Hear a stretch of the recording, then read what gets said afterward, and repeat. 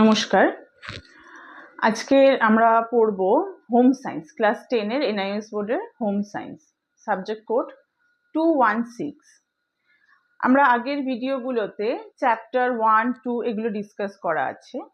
আজকের module 1 home science in everyday life, তার মধ্যে ইউনিট 2 যেটা আওয়ার ফুডের মধ্যে চারটে চ্যাপ্টার 2, 3, 4 and 5। তার মধ্যে চ্যাপ্টার 2 and 3 এটা পড়ছে টিএম এর মধ্যে, চ্যাপ্টার 4 and 5 পড়ছে পাবলিক এক্সামে। চ্যাপ্টার 3টা টিএমএ তে থাকলেও এই চ্যাপ্টারটা যদি আমরা পড়ি তবে পরবর্তী চ্যাপ্টারগুলো বুঝতে আমাদের সুবিধা হবে, এবং এই চ্যাপ্টারটা আমরা যেটা চ্যাপ্টার 2তে পড়ে এসেছি তার সাথে অনেকটা লিঙ্ক, ঠিক আছে? এবং এখান থেকে কিছু ছোট কোয়েশ্চেন আছে যেগুলো জানার প্রয়োজন আছে পরের চ্যাপ্টারগুলো পড়তে গেলে।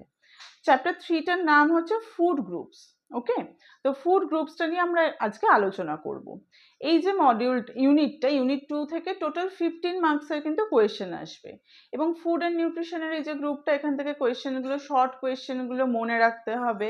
তো এগুলো ইজিলি যাতে যেগুলো আমাদের ডেইলি লাইফের মধ্যে আমরা পাচ্ছি সেগুলো যদি আমরা একটুখানি গল্পের মতো পড়ে নিয়ে মনে রাখতে পারি তাহলে এই ইউনিটটা কিন্তু অনেকটা স্কোরিং, 15 মার্কসটা যে শর্ট কোয়েশ্চেনই আসুক বা কিছু ব্রড কোয়েশ্চেন আসুক সেটা ইজিলি আমরা অ্যাভেল করতে পারবো।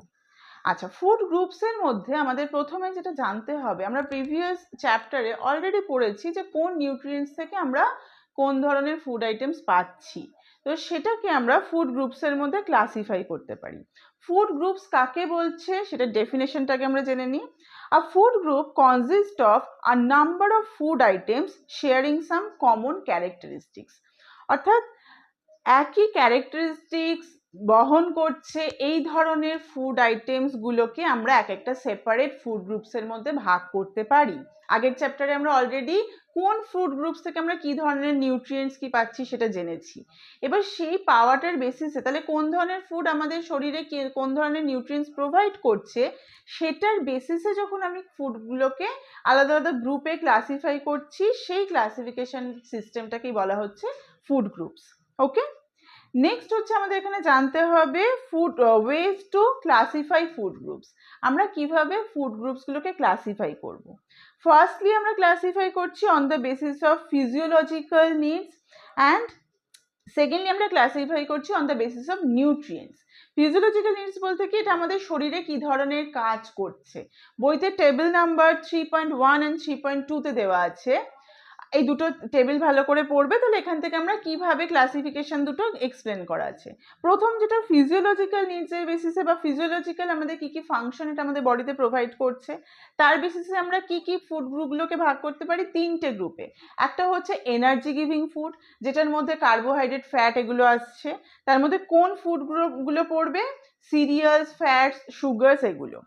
নাম্বার 2তে আসবে যেটা body building food. Body building এর ফুডের মধ্যে আমরা মেনলি বুঝি প্রোটিনকে। প্রোটিন জাতীয় খাবার কি কি? পালসেস, মিল্ক, মিট, চিকেন এগুলো।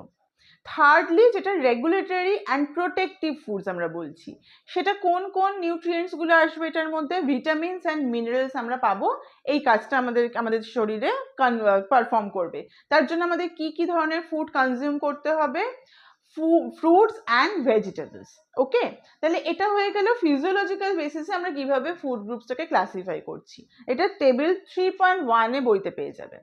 টেবিল 3.2তে যেটা আছে সেটা ফুড গ্রুপস হচ্ছে কি on the basis of nutrients, অর্থাৎ কোন খাবার থেকে আমরা কি ধরনের নিউট্রিয়েন্টস পাচ্ছি সেটার বেসিসে ফুড গ্রুপগুলোকে ক্লাসিফাই করা আছে। কি কি সেটার বেসিসে আমরা 5টা ফুড গ্রুপস পাচ্ছি।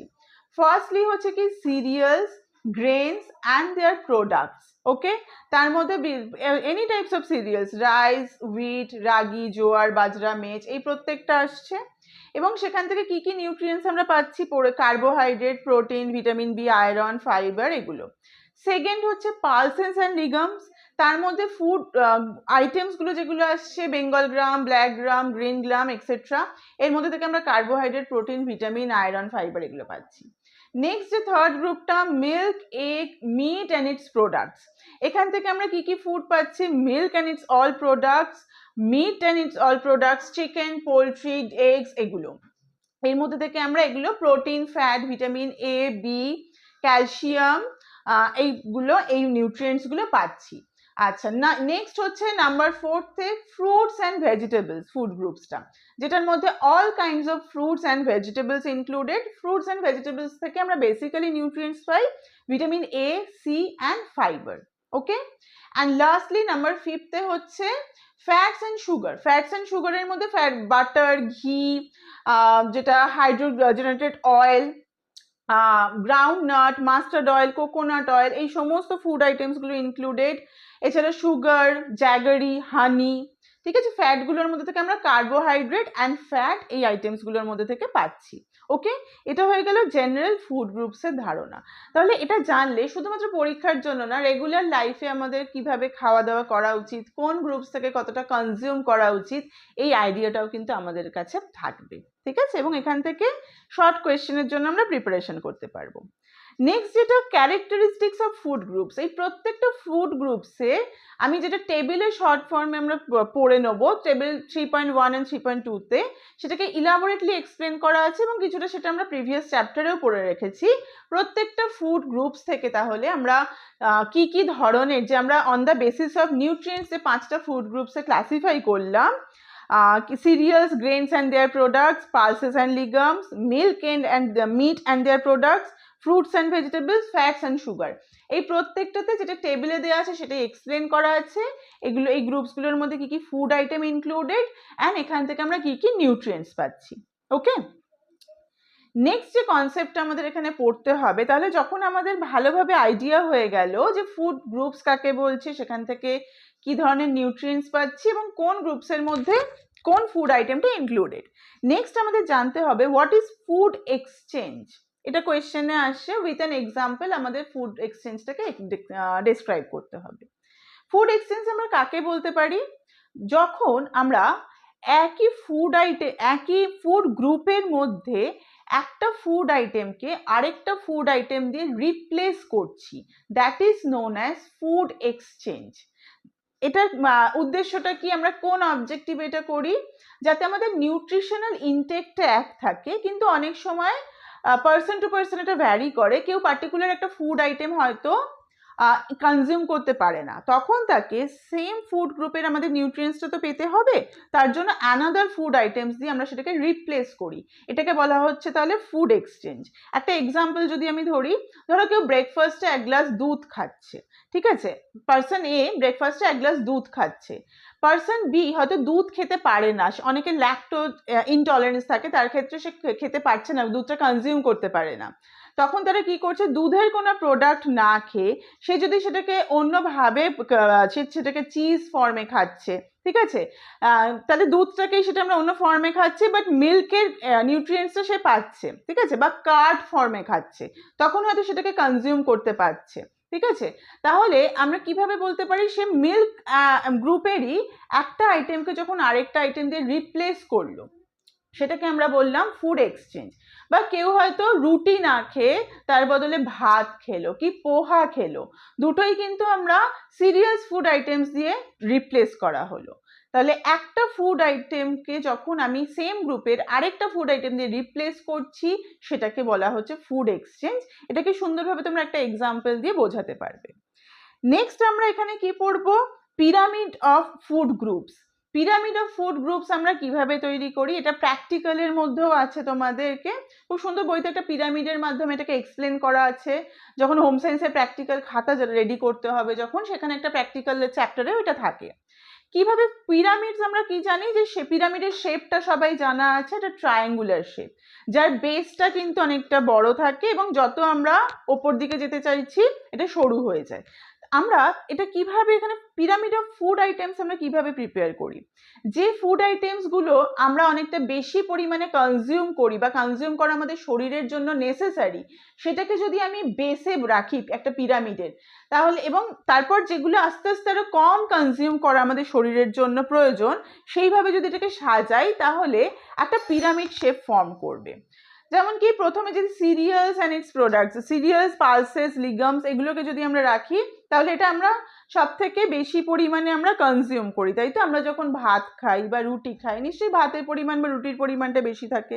তারপর সবজি, ফ্রুটস এগুলো খাচ্ছি, তাহলে সবজি, ফ্রুটস সেকেন্ড ধাপে থাকলো। থার্ড ধাপে কি থাকছে, milk, egg, meets and its products থাকছে। এবং লাস্টলি আমরা ফ্যাট, সুগার এগুলো খুব কম অ্যামাউন্টে কনজিউম করি। যে ডেজার্ট আইটেমগুলো, যখন আমরা একটা ফুল ফ্রেশ খাবার খাচ্ছি, ডেজার্টটা কি আমরা অল্প পরিমাণে খাচ্ছি, ঠিক আছে, ফ্যাটটাকে আমরা অল্প পরিমাণে কনজিউম করি। তাহলে এইভাবে যদি আমরা খাবার আইটেমগুলো সাজাই, এটা একটা পিরামিড ফর্ম করে। এটাকে বলা হয় pyramid of food groups. Clear? আচ্ছা, নেক্সট আমাদের এখানে একটা কনসেপ্ট আছে ব্যালেন্স ডায়েট। ব্যালেন্স ডায়েট আমরা কাকে বলছি? যখন কোনো পার্সন তার শরীরের রিকোয়ারমেন্ট অনুযায়ী, অর্থাৎ তার এজ, সেক্স এবং সে কী ধরনের ফিজিক্যাল অ্যাক্টিভিটি পারফর্ম করে সেই অনুযায়ী তার প্রত্যেকটা ফুড গ্রুপ থেকে যতটা পরিমাণ নিউট্রিয়েন্টস কনজিউম করা উচিত, সে সেই অনুযায়ী যখন প্রত্যেকটা ফুড গ্রুপ থেকে খাবার আইটেম নিয়ে তার ডায়েটটাকে রেডি করছে বা ডায়েটটা কনজিউম করছে, সেটাকে আমরা বলতে পারি ব্যালেন্স ডায়েট। তাহলে প্রত্যেকটা ফুড গ্রুপ থেকে যখন যখন আমাদের ডায়েটের মধ্যে আইটেমস ইনক্লুডেড থাকবে, that is known as a balance diet. অর্থাৎ কি, যখন আমরা লাঞ্চ করছি বা ডিনার করছি, একটা থালি এমনভাবে রেডি করা হলো যেখানে আমরা যে 5টা ফুড গ্রুপস বলেছি, cereals, milk and meat, poultry and its products, fruits and vegetables এবং তার সাথে সাথে ফ্যাট অ্যান্ড সুগার, এই 5টা ফুড গ্রুপস থেকেই সেখানে ফুড আইটেমস ইনক্লুডেড থাকবে। এটাকে আমরা বলে দিচ্ছি ব্যালেন্স ডায়েট। ওকে, নেক্সট এই চ্যাপ্টারে যেটা পড়তে হবে, that is what is meal planning. Meal planning আমরা কাকে বলছি? মিল প্ল্যানিং মানে কোনো কিছু অ্যাডভান্স যখন আমরা রেডি করছি সেটাকেই প্ল্যানিং বলে। Meal planning is the advance planning of meal planning is the advance planning of meal. যখন আমরা আমাদের ধরো সাপোজ মা যখন বাড়িতে রান্না করছেন, তখন নিশ্চয়ই তিনি লাঞ্চের সময় গিয়ে ডিসাইড করছেন না যে কি লাঞ্চ করা হবে, সেটা তার আগে অ্যাডভান্স প্ল্যানিং করে রাখা হচ্ছে যে আজকের জন্য এই লাঞ্চটা রেডি করা হবে।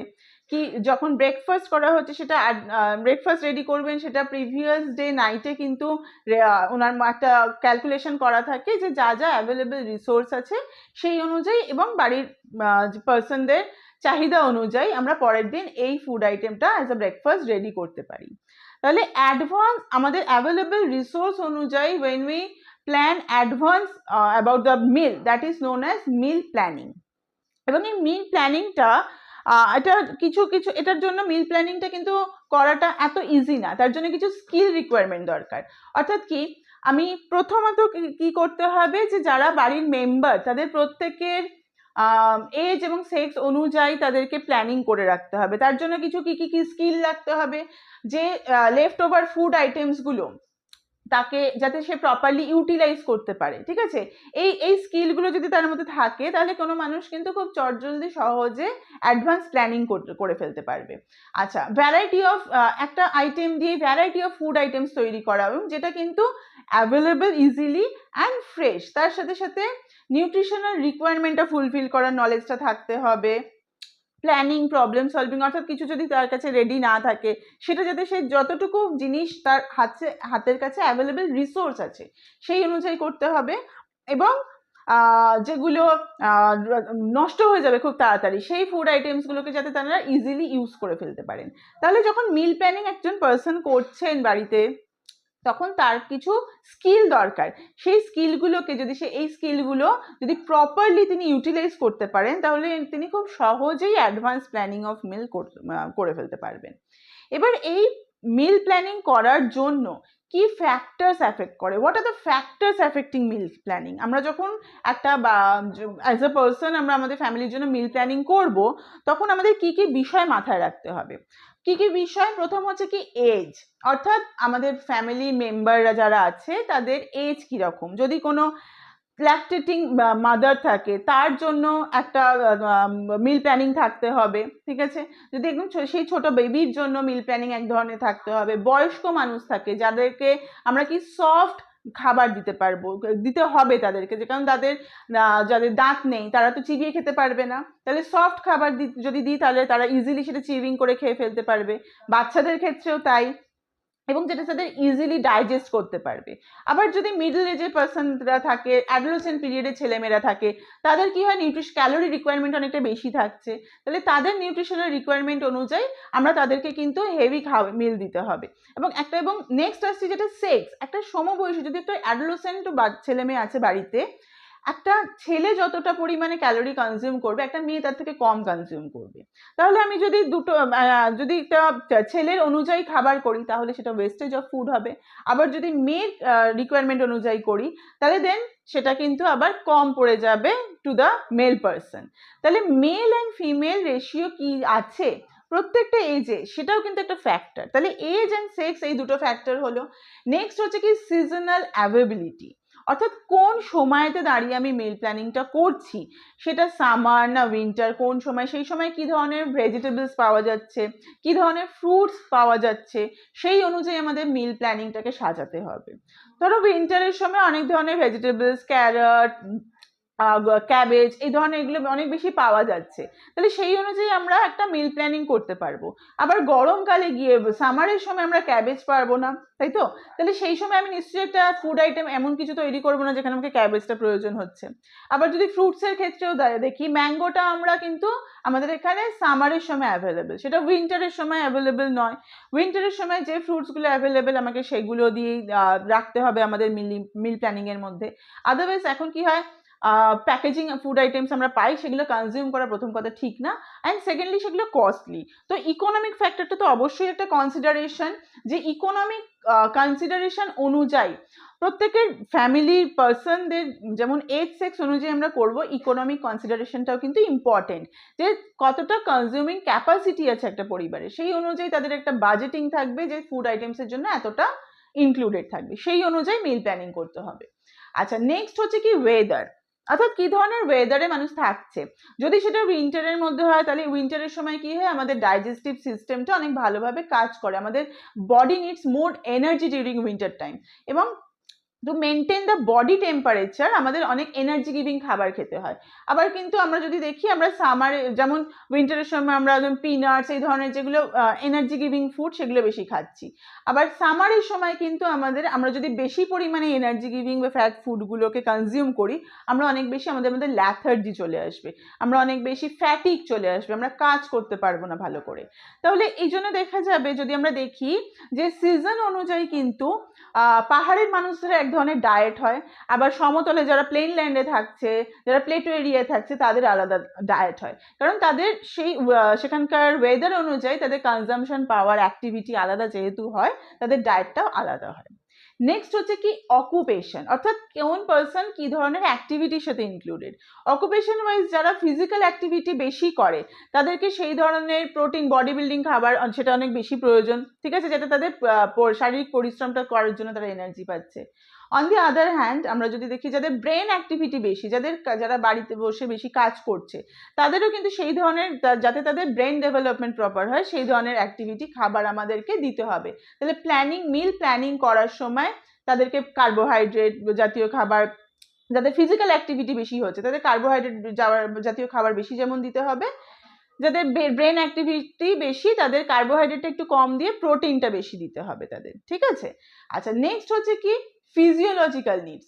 ফিজিওলজিক্যাল নিডস মানে হচ্ছে কি একটা মানুষের মাইন্ডকে ফ্রেশ রাখার জন্য আমাদের কিছু তাদের কিছু খাবারের প্রয়োজন আছে, ঠিক আছে, যেমন একজন প্রেগনেন্ট ওম্যান বা ল্যাকটেটিং মাদার যদি আমরা দেখি, তাদের মোর নিউট্রিয়েন্টসের প্রয়োজন আছে, কারোর তার শরীরের কন্ডিশন অনুযায়ী আমরা যখন তাদেরকে কি হবে, একজন গ্রোয়িং অ্যাডোলেসেন্ট পিরিয়ডে যে থাকছে তার ক্ষেত্রে প্রচুর প্রোটিনের প্রয়োজন, প্রোটিন ইনটেকটা অনেক বেশি প্রয়োজন। তাহলে তার ফিজিক্যাল অ্যাক্টিভিটি অনুযায়ী, তার ফিজিওলজিক্যাল চাহিদা অনুযায়ী সে কী ধরনের অ্যাক্টিভিটি করছে এই অনুযায়ী কিন্তু আমাকে ডায়েট প্ল্যানিংটা করতে হবে। তাহলে হোয়াট আর দ্য ফ্যাক্টরসের মধ্যে আমরা কি কি দেখলাম ফ্যাক্টর এফেক্ট করছে মিল প্ল্যানিংকে? Age, sex, seasonal availability, weather, occupation, physiological need and economic consideration. These are the main factors which affect meal planning. Okay, meal planning টা একটা ইম্পর্টেন্ট জায়গা। আর লাস্টলি এখান থেকে একটা ছোট কোয়েশ্চেন আসে, what is family meal? Family meal বা থালি মিল আমরা কাকে বলছি? যে মিলটার মধ্যে যেটা ফ্যামিলির প্রত্যেকটা পার্সন, এই যে আমি বললাম যে একজন বয়স্ক মানুষ, ওল্ড পার্সন, একজন ছোট বাচ্চা, কি একজন অ্যাডোলেসেন্ট পিরিয়ডের, কি একজন মিডল এজের অ্যাডাল্ট, এদের আলাদা আলাদা রিকোয়ারমেন্ট থাকছে, কিন্তু এমন একটা মিল প্ল্যানিং যদি আমরা করি যেখানে প্রত্যেকে কম বেশি প্রত্যেকটা নিউট্রিয়েন্টস তাদের রিকোয়ারমেন্ট অনুযায়ী পেয়ে থাকবে, তাকে আমরা বলছি ফ্যামিলি মিল বা থালি মিল। ওকে, এই চ্যাপ্টারটার মধ্যে এগুলোই আছে। আর ইনটেক্সট কোয়েশ্চেনগুলো এবং টার্মিনাল কোয়েশ্চেনগুলো তোমরা অবশ্যই করে ভালো করে প্র্যাকটিস করবে পরীক্ষার জন্য, কারণ যেহেতু শর্ট কোয়েশ্চেন এখন অনেকটা মার্কসের আসছে, ইনটেক্সট কোয়েশ্চেন থেকে অনেক কোয়েশ্চেন দিচ্ছে এখান থেকে। যদি তোমাদের কোনো ডাউট থাকে বা কোনো নোটসের প্রয়োজন থাকে তাহলে অবশ্যই আমাদের কমেন্ট করে জানাতে পারো, বা আমাদের নাম্বারগুলো কমেন্ট সেকশনে দেওয়া থাকবে, সেখানে কল করে যোগাযোগ করতে পারো। আমাদের ইনস্টিটিউটটা হচ্ছে দমদম জাংশন থেকে জাস্ট 2 মিনিটসের ওয়াকিং ডিস্টেন্স। এখানে মানডে টু স্যাটারডে আমাদের ওপেন থাকে ফ্রম 9:45 to 6:30 PM। ওকে, এর মধ্যে you give a call and you can visit us in this period, and if any doubts you can also WhatsApp and call in the given number on the screen, either on the screen or in the comment section. Okay, thank you. আর comment, যদি এই চ্যানেলটাতে নতুন হও তাহলে একটু subscribe করে দিও, কারণ আমাদের ভিডিও আসে, ফ্রিকোয়েন্সিটা মাঝখানে একটু ড্রপ করেছিল, but it will come, video will come on regular basis. তো kindly subscribe the channel and press the bell icon so that you can get the notification when videos are arrived on this channel. Okay, NIS related যদি কোনো অ্যাসিস্ট্যান্টের প্রয়োজন হয় অবশ্যই আমাদের সাথে যোগাযোগ করতে পারো, just give a comment there, we will reach to you. Okay, thank you.